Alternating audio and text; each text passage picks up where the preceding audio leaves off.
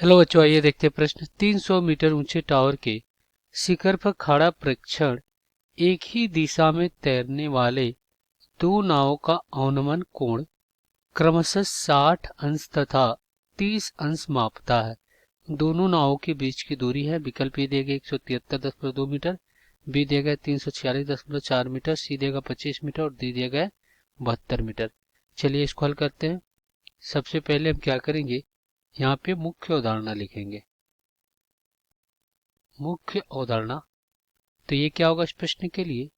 तो हम क्या कर रहे हैं, यहाँ पे कह रहा है कि एक टावर है, तो यहाँ पे हम क्या कर रहे हैं, एक टावर बना रहे हैं। तो ये मान लीजिए आपका क्या है, एक टावर है ये। और यहाँ पे कह रहा है कि अब यहाँ पे मान लीजिए एक नाव यहाँ पे है, एक नाव यहाँ पे है और एक नाव के यहाँ पे यहाँ पर है। तो यहाँ पे एक नाव है, तो यहाँ पे हम इसको क्या कर रहे हैं, इसको ए मान ले रहे हैं। ए बिंदु पे नाव है और एक बिंदु बी पे नाव है।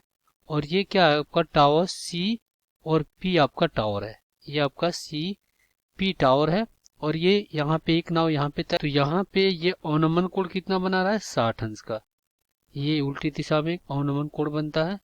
तो यहाँ पे क्या बना रहा है, एक 60 अंश का कोण बना रहा है, ये वाला 60 अंश का कोण बना रहा है। और फिर बिंदु ए पे जो नाव तैर रहा है इसके लिए कितने अंश का कोण बना रहा है, 30 अंश का कोण बना रहा है। ये अवनमन कोण 30 अंश का बना रहा है और ये पूरे 60 अंश का बना रहा है। तो ये 60 अंश का बना रहा है, तो एकांतर कोण से ये कितना हो जाएगा, 60 अंश। और ये कितने अंश का बना रहा है, ये आपका 30 अंश का बना रहा है। तो ये एकांतर कोण से कितना हो जाएगा, ये हो जाएगा 30 अंश। और यहाँ पे ये कितनी ऊंचाई है इसकी, 300 मीटर ऊंचाई है। और अगर हम क्या करते हैं, इसको x मान लेते हैं, इस दूरी को x मान लेते हैं और इस दूरी को क्या मान ले रहे हैं, y मान ले रहे हैं। तो दोनों नावों के बीच की दूरी हमें बताना है कि क्या होगा।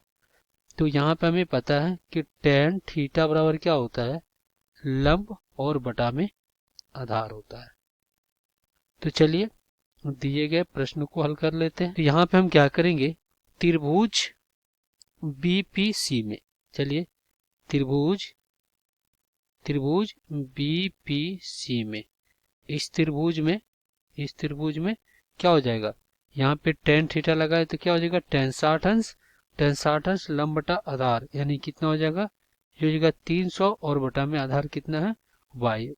10 60 अंश का वर्गमूल में 3, तो हो जाएगा वर्गमूल में 3 बराबर में क्या हो जाएगा 300 और बटा में क्या हो जाएगा y। तो यहाँ से y बराबर क्या हो जाएगा 300 और बटा में वर्गमूल में 3। तो यहाँ से y बराबर क्या हो जाएगा 300 और गुणे में हम क्या कर दे, वर्गमूल में 3 से अंश तथा हर में गुणा कर दे रहे हैं। ये आपका क्या है 3, तो हमने क्या किया, वर्गमूल में 3 से अंश तथा हर में गुणा कर दिया। तो y बराबर कितना हो गया 300 और गुणे में 3 और बटा में कितना हो जाएगा, वर्गमूल में 3 गुणे 3 3 के बराबर। तो ये आपका 100 बार में कट जाएगा। तो यहाँ से y कितनी आ गई, 100 वर्गमूल में 3 मीटर। 100 वर्गमूल में कितनी आ गई, 3 मीटर आ गई y। अब हम क्या करेंगे, त्रिभुज ACP में, त्रिभुज ACP में जाते हैं।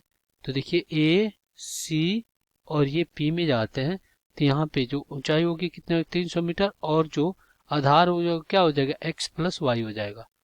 तो यहाँ पे आपका क्या हो जाएगा, ये हो जाएगा tan 30 अंश बराबर 300 और बटा में x प्लस वाई। तो ये कितना हो जाएगा, 1 बटा वर्गमूल में 3 और बराबर में ये हो जाएगा 300 और यहाँ से x और प्लस y हमारा कितना निकल कर आया था 300, y हमारा कितना आया था 100 और वर्गमूल में कितना 3। तो यहाँ पे क्या होगा, त्रिय गुणा हो जाएगा, x प्लस 100 और वर्गमूल में कितना 3 और बराबर में क्या हो जाएगा 300 और वर्गमूल में कितना हो जाएगा 3 हो जाएगा।